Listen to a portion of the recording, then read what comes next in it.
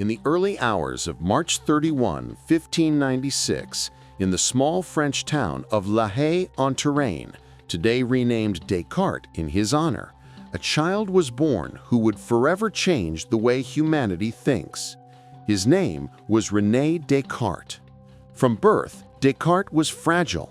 He suffered from poor health, which caused his family to worry about whether he would survive childhood. This frailty, however, turned into a hidden blessing. His teachers allowed him to stay in bed late, and it was in those quiet, solitary mornings that he developed the habit of deep reflection, a habit that would become the foundation of his philosophy. Raised in a Catholic household, Descartes was sent at the age of 8 to the Jesuit College of La Flèche, one of the most advanced schools in Europe at the time. Here he was introduced to classical philosophy, theology, mathematics, and science. But instead of simply absorbing what he was taught, Descartes began to notice contradictions, unanswered questions, and uncertainties in traditional knowledge. Even as a young boy, he was already asking the questions most people were afraid to consider. How do we know what we know? What if everything we believed could be doubted? This restless spirit, born in a frail child, would later lead him to break away from the old ways of thinking and establish a new foundation for truth, built on reason and doubt. René Descartes was not just beginning a life, he was beginning a revolution of thought. At the Jesuit College of La Flèche, René Descartes proved to be both brilliant and unusual. While his classmates memorized and repeated what their teachers taught, Descartes preferred to question everything. He devoured philosophy, but he was especially drawn to mathematics because, unlike other subjects, math offered certainty, clear truths that could not be doubted. Despite excelling, he grew frustrated. Scholastic philosophy, which dominated education at the time, relied heavily on Aristotle and church teachings. To Descartes, much of it felt speculative and untested. He longed for knowledge that was solid, undeniable, and universal. After completing his studies, Descartes entered the University of Poitiers, where he earned a law degree in 1616. But law was not his calling. Instead of practicing, he set out on a different path – to observe the world, explore, and learn through direct experience. In the years that followed, he joined military service under Prince Maurice of Nassau in the Netherlands, and later with the Duke of Bavaria. But Descartes was no ordinary soldier. While others prepared for battle, he sat quietly in tents or barracks, filling notebooks with thoughts on philosophy, mathematics, and science. This period shaped a key idea in his life – that knowledge must be built not only on tradition or authority, but on personal reasoning and discovery. For Descartes, the world itself became a vast classroom, and every encounter, from the battlefield to the lecture hall, was another chance to test his mind. In the winter of 1619, while serving in the army of Bavaria, Descartes experienced an event that would shape his entire philosophy. Stationed in Germany, he spent a cold night alone in a small, heated room, shutting out the world to reflect deeply on life and knowledge. That night, he had a series of vivid dreams. To him, these dreams were not ordinary. They felt like revelations, almost prophetic. In one, he walked through dark and stormy streets, feeling lost and uncertain. In another, he discovered a perfect book of wisdom, as if offering him the key to truth. When he awoke, Descartes interpreted these visions as a divine sign. He was destined to pursue a new method of thinking that would reform philosophy and science. This moment, often called his Epiphany of 1619, was a turning point. Descartes resolved to dedicate his life to finding certainty in knowledge. He believed that truth must be built on a foundation so solid that it could not be shaken by doubt. From this inspiration came his revolutionary idea to question everything, even the very existence of the world, until he reached something undeniable. The seeds of his famous philosophy were planted in that silent, wintry night. Descartes realized that reason, not tradition, not authority, not dreams, would become his ultimate guide. After his epiphany in 1619, Descartes began a life of movement. He traveled across Europe, Holland, France, Germany, even Italy, observing people, cultures, and the workings of the world. But unlike most men of his time, he wasn't looking for fame, wealth, or titles. He was searching for solitude, the perfect environment to think without distraction. In Amsterdam, he found just that. Hidden away in rented rooms, Descartes lived quietly, sometimes under assumed names. Neighbors rarely knew who he was or what he did.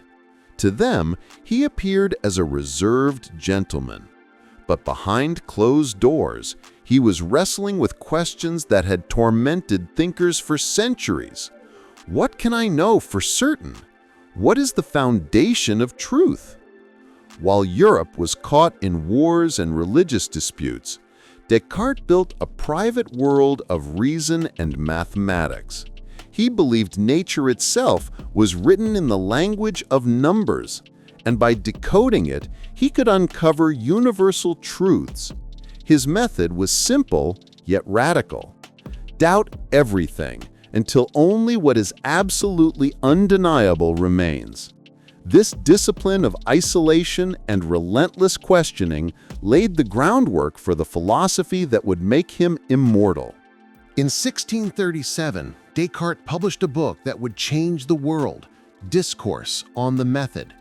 Inside, he revealed the simple yet groundbreaking idea that became the cornerstone of modern philosophy: cogito, ergo sum. I think, therefore I am. This wasn't just a clever phrase. It was the result of years of doubt and questioning. Descartes had stripped away every assumption. Could his senses deceive him? Yes. Could the world be an illusion? Possibly. Could a powerful force be tricking him? Perhaps. But one thing remained undeniable. While doubting, while questioning, while thinking, he was existing. His very act of thought proved his existence. This was a revolution. For centuries, truth had been anchored in religion, tradition, or authority. Descartes shifted it inward, placing the foundation of knowledge in the human mind. From this starting point, he sought to rebuild philosophy, science, and mathematics on certainty. It was not just a declaration of existence, it was a declaration of independence. From blind faith, from untested beliefs, from shaky foundations. With one phrase, Descartes opened the door to the modern age of reason. While Descartes is remembered as a philosopher, he was just as much a scientist. He believed that the universe was a vast machine, running according to precise mathematical laws. Unlike many before him, he sought not just to speculate, but to explain the natural world with logic and calculation. He introduced a bold idea: the separation of mind and body. The body, he argued, functioned like a machine, muscles, nerves, and organs working mechanically, all driven by natural laws. The mind, however, was immaterial, the seat of thought and reason, something that could not be reduced to matter. This dualism shaped debates for centuries, influencing medicine, psychology, and even debates today about artificial intelligence and consciousness. Descartes also made breakthroughs in optics, physiology, and mathematics. He discovered how the eye forms images, explained the rainbow, and even dissected animals to study anatomy. But perhaps his most lasting scientific gift was the invention of Cartesian coordinates, the grid of x and y axes that unified algebra and geometry. Without this system, modern physics, engineering, and computer graphics would not exist. For Descartes, philosophy and science were not separate, Both were tools to uncover order in a world of chaos, and with his method, he helped set the stage for the scientific revolution. Not everyone welcomed Descartes' ideas. His insistence on questioning authority, tradition, and even the senses made him dangerous in the eyes of both church and scholars. In a Europe still scarred by religious wars, his philosophy sounded radical, even threatening. When Descartes published Meditations on First Philosophy in 1641, he hoped to prove the existence of God and the soul using pure reason. But instead of praise, he faced sharp attacks. Critics accused him of undermining faith, of opening the door to skepticism and atheism. Some even labeled him a secret heretic. The theologians of Utrecht condemned his teachings, banning his philosophy from their universities. His works were later placed on the Catholic Church's Index of Forbidden Books.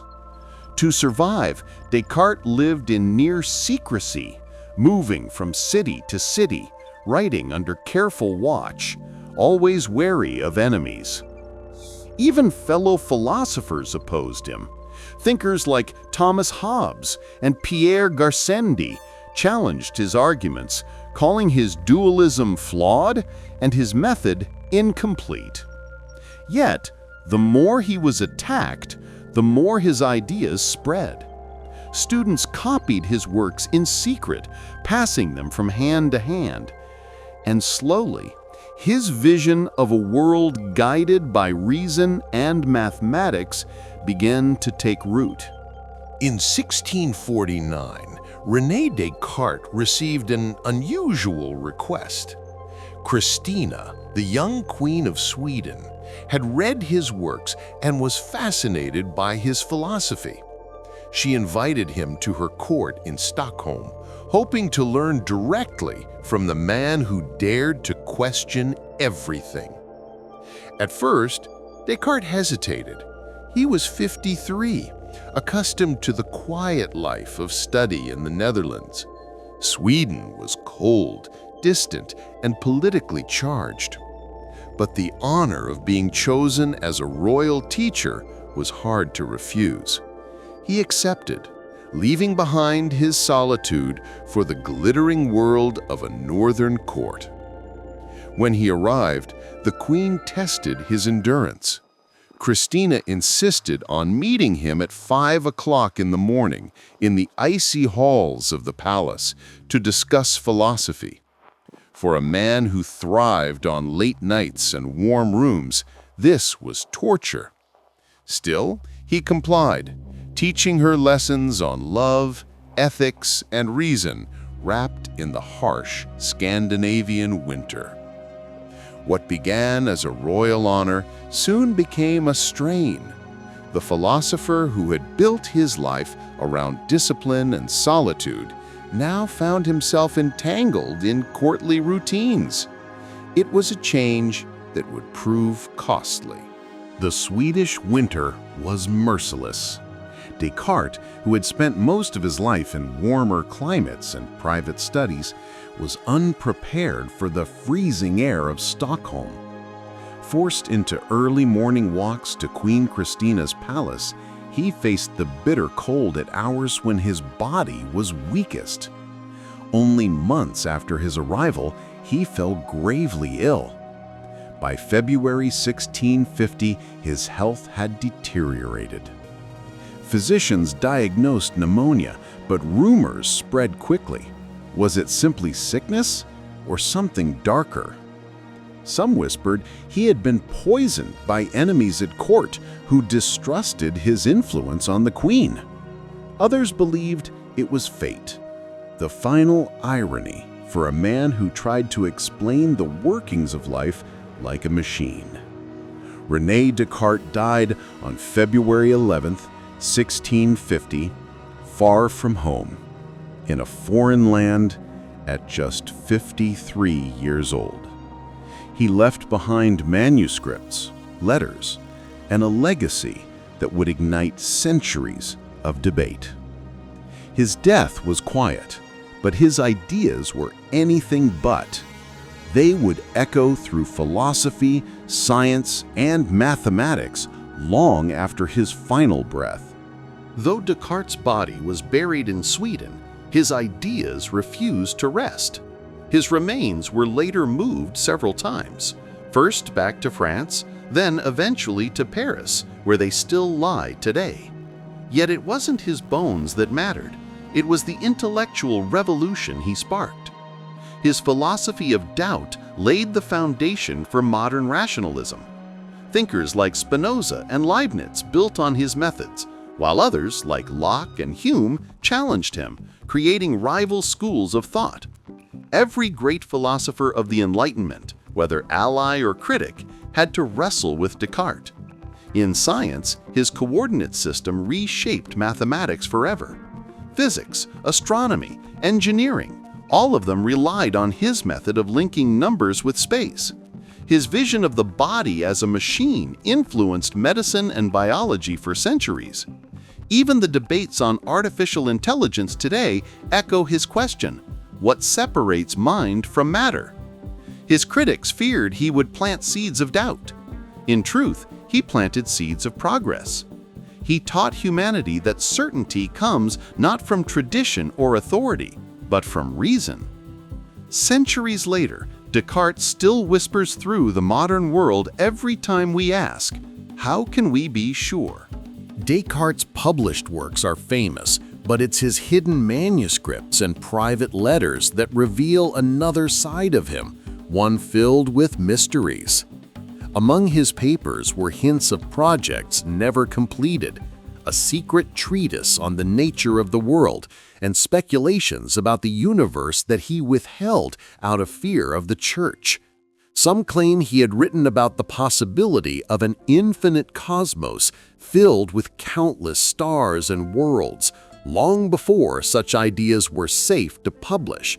To speak them aloud in his time could have meant persecution, or worse. There were also whispers of coded writings. Some scholars argue that Descartes used obscure passages to veil dangerous ideas, hints at a philosophy even more radical than what he dared to print. His vision may have been much larger, stretching beyond the limits of his age. Even his death left unanswered questions. Was he truly a victim of the cold Swedish winter? Or was it a silent assassination designed to silence a mind too influential, too dangerous for rulers and priests to control? Descartes left the world with knowledge, but also with shadows, secrets that still invite us to wonder what else he might have discovered if he had lived longer. For Descartes, doubt wasn't weakness, it was power. He believed that by doubting everything, from the evidence of the senses to the teachings of tradition, we could strip away illusions and uncover what is undeniably true. This was his great method. At the time, such thinking was dangerous. Questioning authority meant questioning the church, governments, even centuries of philosophy. Yet, Descartes turned doubt into a weapon for truth. His radical skepticism didn't destroy knowledge, it rebuilt it, stronger than before. This legacy of doubt shaped the Enlightenment. Scientists, philosophers, and thinkers began testing ideas instead of blindly accepting them. They asked, how do we know? What proof do we have? Descartes gave them permission to question. Even today, his influence lingers. Whenever someone demands evidence, challenges assumptions, or refuses to take things at face value, they are following in Descartes' footsteps. He made doubt not an enemy of truth, but its doorway. Through doubt, he gave us the courage to think for ourselves. For Descartes, the greatest mystery wasn't the stars or the laws of nature, it was the soul. He believed the human body was a machine, but the soul was something beyond matter, immaterial and eternal. His philosophy became famous for this division. mind and body, thought and extension, spirit and matter. But where did the soul connect with the body? Descartes proposed an answer: the pineal gland, a tiny organ in the brain. He thought it was the seat of the soul, the place where immaterial thought influenced the mechanical body. Modern science has disproved this, but in his time it was a revolutionary attempt to bridge the spiritual and the physical.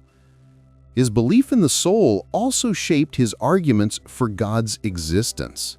For Descartes, the very idea of perfection, something greater than ourselves, could not come from flawed human minds. It had to be placed there by a higher being.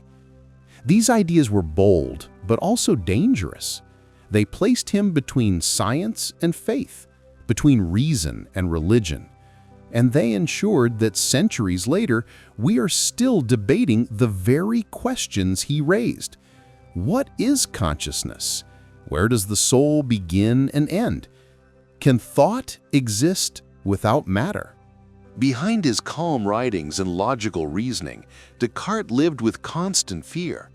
He knew that his ideas were dangerous in a world where questioning tradition could cost a man his life. The shadow of Galileo haunted him. Galileo had been condemned by the Church in 1633 for defending the motion of the Earth. Descartes, who had written similar ideas, immediately withdrew his own book from publication. He learned to hide. He disguised himself in letters, softened radical claims, and often cloaked bold theories in careful language. In private, however, he admitted his fear of persecution. His correspondence shows a man constantly worried about spies, critics, and the Church. But his fears weren't only external. Descartes doubted himself, too. He questioned whether his method could truly lead to certainty, whether his proofs of God would convince, whether the mind-body problem could ever be solved. His philosophy was born not only from courage, but from a restless anxiety that he might be wrong. These fears shaped his life in exile, moving from city to city, never settling too long, always balancing between discovery and danger. He became a philosopher of doubt because he lived with doubt. Though remembered as a philosopher, Descartes' most lasting legacy may be in mathematics. He bridged two worlds that had long been separate, geometry and algebra. By creating a system of coordinates, he made it possible to describe curves and shapes with equations. This was the birth of analytic geometry. What sounds abstract today became the foundation of modern science. Without Cartesian coordinates, Newton could not have developed calculus, physicists could not have mapped motion, and engineers could not have built the modern world. Every graph, every equation plotted on an x and y axis, every digital image rendered on a screen traces back to Descartes. He believed math was the purest language of truth. In his view, the universe itself was written in numbers, and by understanding them, we could understand reality. Descartes once said he wanted to make men masters and possessors of nature.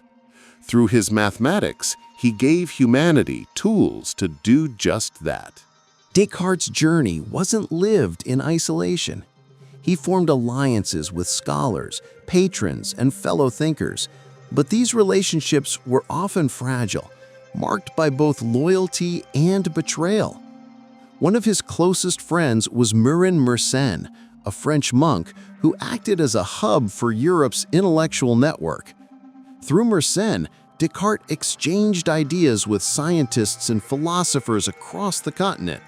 Mersenne defended him, promoted his works, and spread his ideas far and wide.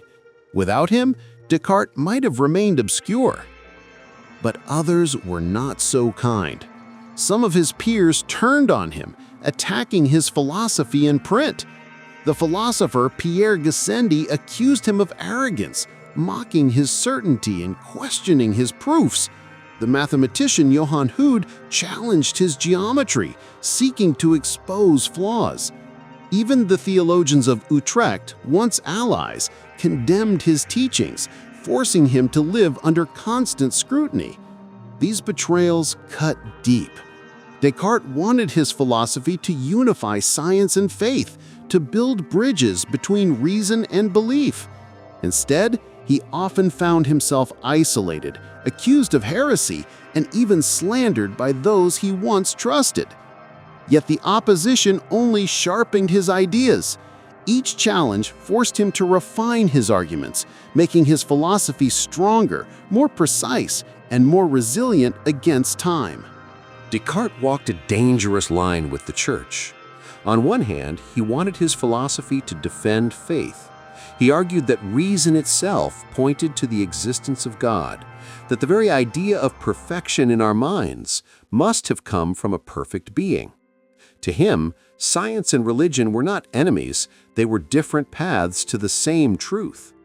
But the Church did not see it that way. His mechanistic view of the universe, where animals were machines, bodies operated like clocks, and natural laws replaced divine intervention, looked suspicious. It seemed to push God further from the world. Worse still, his philosophy of doubt unsettled religious authorities, who feared it might lead believers away from certainty. In 1663, 13 years after his death, the Catholic Church placed his works on the Index of Forbidden Books. His writings were seen as too dangerous, too unsettling to orthodox teaching. And yet, even as they tried to suppress him, his influence only grew. Monks copied his books in secret. Professors whispered his ideas to their students. By trying to silence Descartes, the Church ensured that his name and his questions would never be forgotten. Behind his polished writings, Descartes carried private obsessions that puzzled even his friends. One of the strangest was his fascination with dreams. He believed dreams could reveal hidden truths, messages from beyond reason, even glimpses of destiny.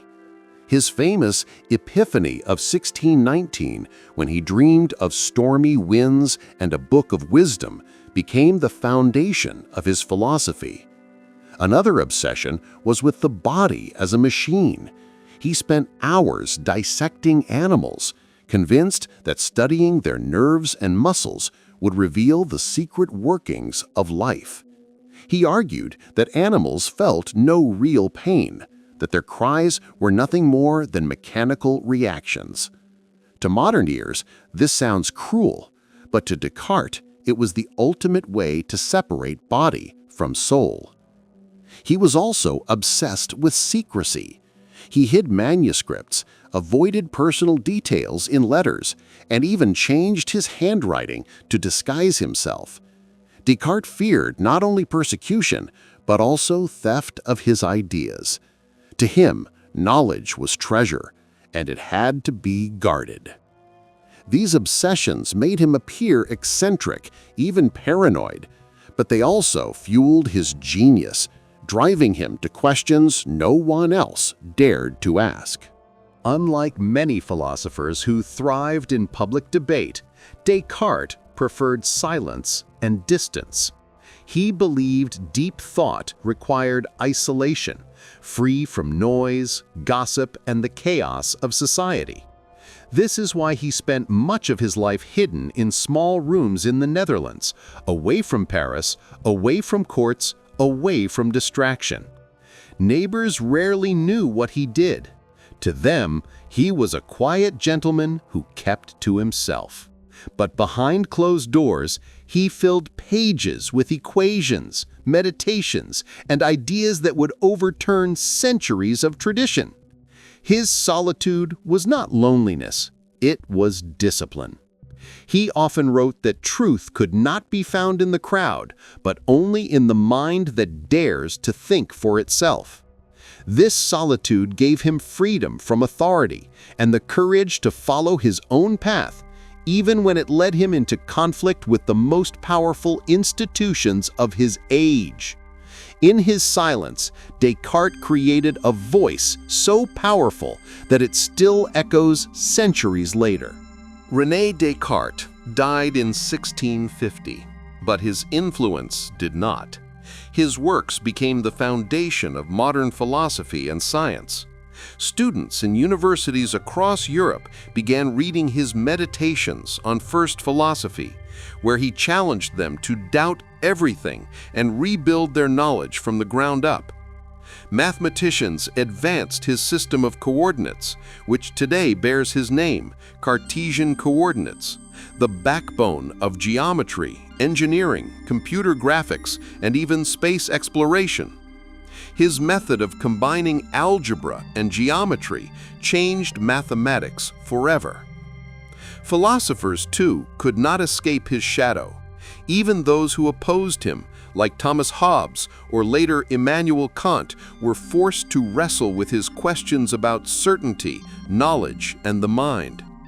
His radical idea that thought proves existence, cogito ergo sum, still sparks debates about consciousness and identity. Descartes left behind not just books, but a way of thinking, a demand for clarity, reason, and doubt before belief. He is remembered as the man who set philosophy on a new path and gave science a stronger foundation. His legacy is proof that one person, through thought alone, can reshape the course of human history. René Descartes is remembered not only for his philosophical systems, but also for the powerful words he left behind. His quotes capture the essence of his method and his vision of truth. One of his most famous lines is, "Cogito ergo sum," I think, therefore I am. This short phrase revolutionized philosophy, grounding existence in the certainty of thought. He also said, "The preservation of health should be the first study of one who is of any worth to himself." For Descartes, the mind and body were distinct, but both needed care for a full life. Another striking thought was, "To live without philosophizing is in truth the same as keeping the eyes closed without attempting to open them." He believed philosophy wasn't abstract, but essential to truly living with awareness. Descartes also valued doubt, saying, "If you would be a real seeker after truth, it is necessary that at least once in your life you doubt, as far as possible, all things." For him, doubt wasn't weakness, it was strength. Finally, he reminded us of humility in knowledge. Except our own thoughts, there is nothing absolutely in our power. In a world full of uncertainty, he urged us to recognize the power and responsibility of our own thinking. These words continue to inspire thinkers, scientists, and ordinary people alike, carrying Descartes' legacy into every generation.